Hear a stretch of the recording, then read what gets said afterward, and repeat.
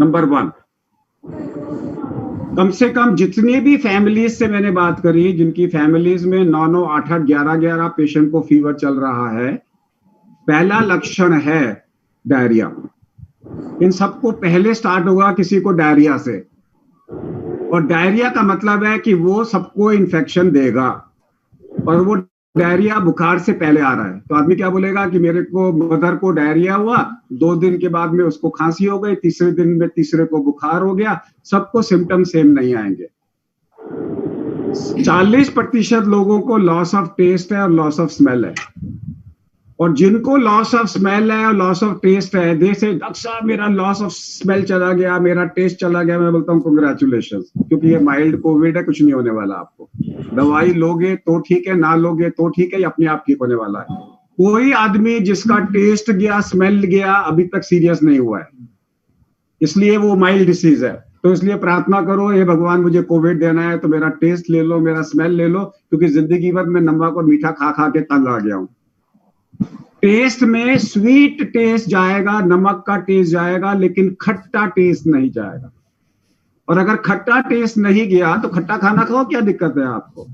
Number 2, जिनको diarrhoea हो रहा है या जीआई सिम्टम्स हो रहे हैं, एनोरेक्सिया हो रहा है, नौशिया हो रहा है, वॉमिटिंग हो रहा है, उनमें हम सीरियसनेस नहीं देख रहे।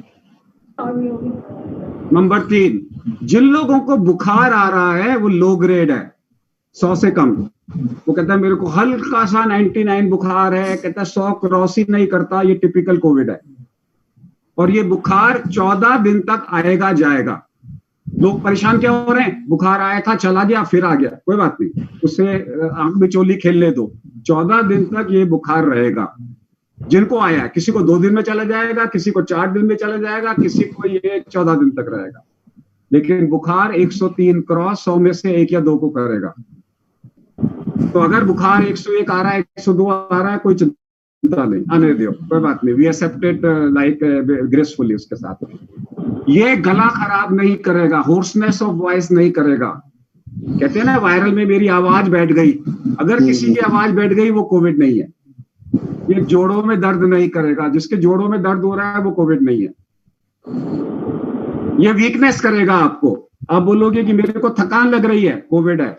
कोई बोलेगा कि मेरे को जो हेडेक हो रहा है, फैमिली के अंदर में एक आदमी बोलेगा मेरे को हेडेक हो रहा है, दूसरा बोलेगा बुखार है, तीसरा बोलेगा मेरे को लूज मोशन है, तीनों कोविड है।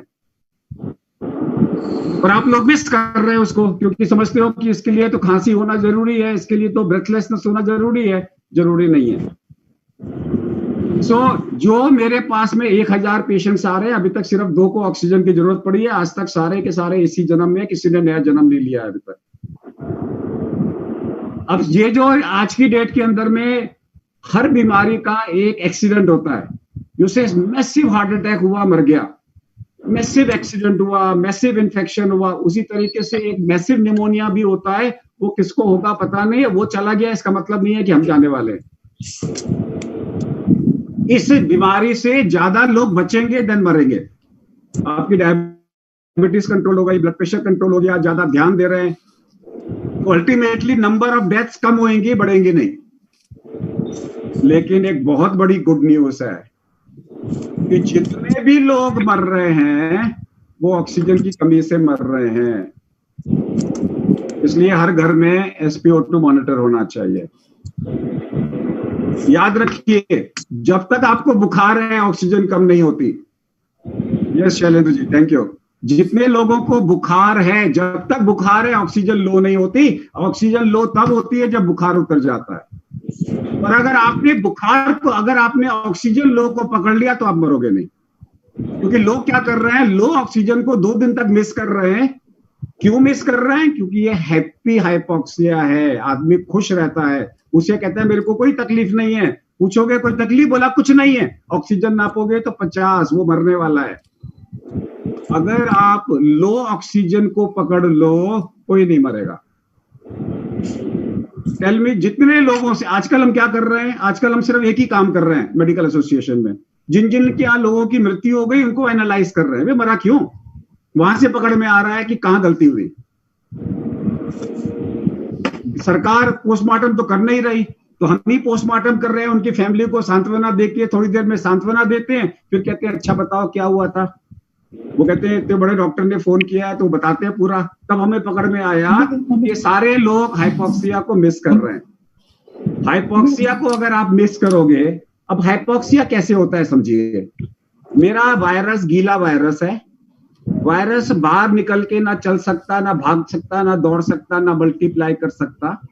वो आपके शरीर में तभी आएगा जब आप अपने सिक्रीशंस को उसके पास लाओगे और पकड़ लोगे।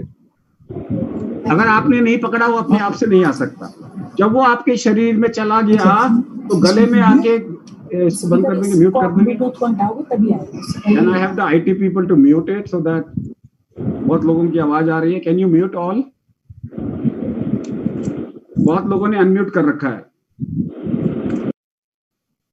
यस, तो ये वायरस जब मेरे शरीर में घुस जाएगा तो गले में खराश करेगा। इस